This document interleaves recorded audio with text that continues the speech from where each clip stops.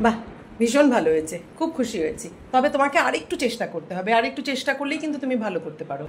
Okay, ma, I promise. From now onwards, I will surely work harder. ওকে। আচ্ছা, তোকে একটা কথা জিজ্ঞেস করি। আচ্ছা, ফ্রম নাও অনওয়ার্ডস এর বদলে আর কি কোনো শব্দ ব্যবহার করা যেতে পারে? তুমি কি হেয়ার আফটারের কথা বলছো? হেয়ার আফটার মানে হলো এখন থেকে ভবিষ্যতের দিকে। যেমন আজ থেকে আমি আমার স্বপ্নের পেছনে ছুটব। From this day hereafter I will chase my dreams. Hereafter from now onwards. আর দেয়ার আফটার মানে কোনো এক ঘটনার পর। He failed once, but thereafter he worked harder. তাহলে দেয়ার আফটার কি বোঝালো? After that point of time. একটা ছোট্ট ট্রিক বলছি। হেয়ার আফটার মানে এখন থেকে, আর দেয়ার আফটার মানে তখন থেকে। এবার তাহলে তোমাদের জন্য প্রশ্ন।